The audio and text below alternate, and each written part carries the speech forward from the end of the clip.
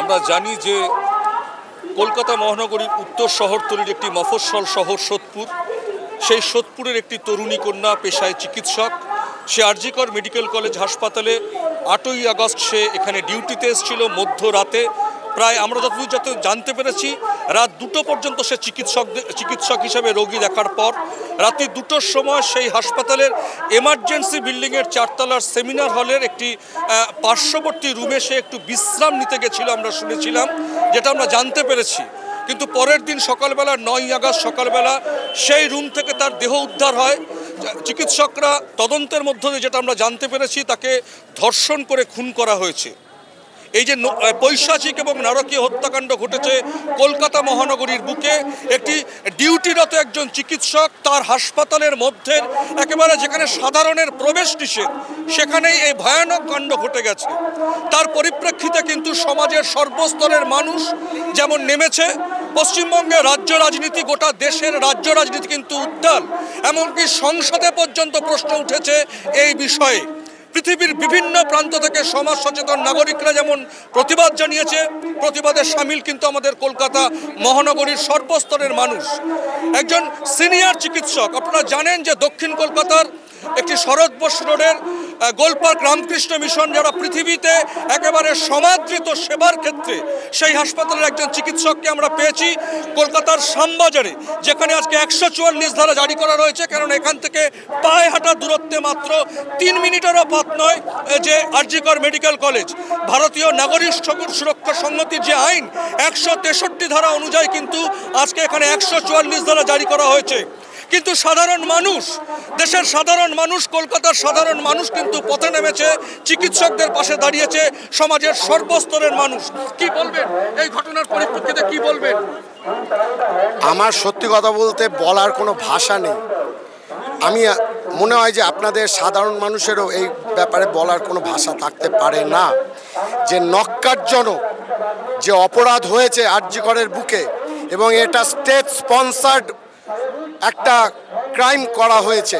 It was an organised crime being sponsored by the state. এবং তার পরিপ্রেক্ষিতে কি দাঁড়ালো, যে পুলিশ গুন্ডা যৌথ লেটেল বাহিনী দিয়ে মানে শান্তিপূর্ণ অবস্থানরত জুনিয়র ডাক্তারদের মঞ্চকে ভেঙে তাদেরকে ওখান থেকে উৎখাত করার চেষ্টা করলো। লাভের মধ্যে লাভ কি হলো, ডিউটিরত নার্সিং স্টাফ এই সব বীরপুঙ্গব পুলিশ বাহিনীকে কম্বলের তলায় লুকিয়ে, বাথরুমের ভেতর ঢুকিয়ে, গাইনি ওয়ার্ডে খাটের নিচে ঢুকিয়ে এই পুলিশ বাহিনীকে আমাদের নার্সিং স্টাফরা সেদিনকে শেল্টার দিয়েছিল। সেদিনকে এই বীরপুঙ্গবরা ছিল কোথায়?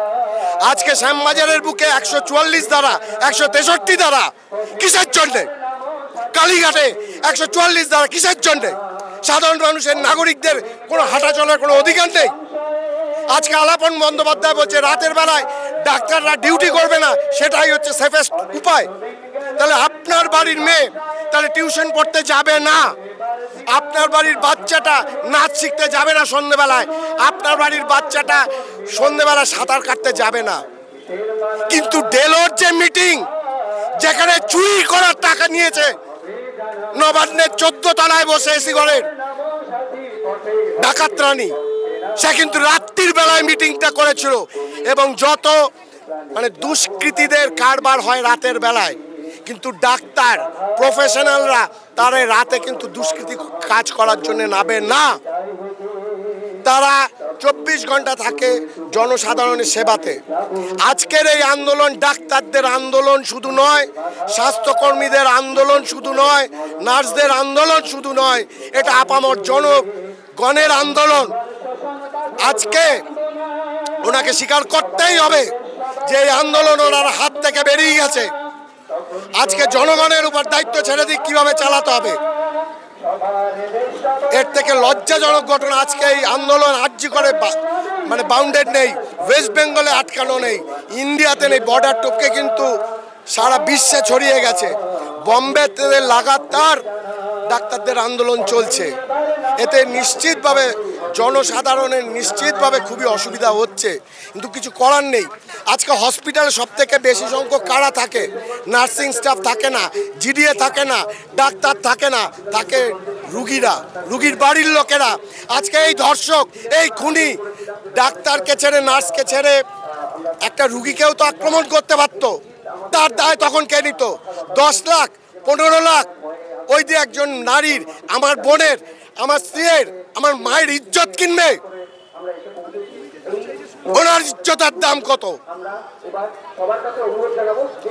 আর প্রশাসনের মদতে শুধু আরজিকরটা tip of the iceberg. Most of the medical কলেজে, বা মেডিকেল কলেজ কেন বলছি, যে শিক্ষা প্রতিষ্ঠানগুলোতে, কলেজগুলোতে দীর্ঘদিন মানে স্টুডেন্টস ইউনিয়ন ফর্ম করার জন্য ইলেকশন না করে যেটা করেছে, এক শ্রেণীর মানে সরকার মদতপুষ্ট লুম্পেনদেরকে তৈরি করছে, যারা এই প্রিন্সিপাল, সুপার, অ্যাসিস্ট্যান্ট সুপার এদের মদতে যত রকম দুষ্কৃতিকারী কাজ, অনৈতিক কাজ করে যাচ্ছে। আপনাদের কাছে আমার বিনীত অনুরোধ, জনসাধারণরা সবাই রাস্তায় নামুন, এই আন্দোলনের আওয়াজ আপনাদের প্রত্যেকটা ঘরে পৌঁছাক। আপনার ঘরের আপনজনদের নিয়ে এই আন্দোলনকে আরও দীর্ঘায়িত করুন। আমরা এই দোষীদের দৃষ্টান্তমূলক শাস্তি চাই, দরকার হলে ফাঁসিও দিতে হবে, কিন্তু প্রত্যেককে, কোনো খুনি, কোনো ধর্ষক যেন আড়াল না হয়। প্রত্যেকের কলার ধরে টেনে বার করে এই শ্যামবাজারের বুকে দাঁড় করিয়ে তাদেরকে শাস্তি দিতে হবে।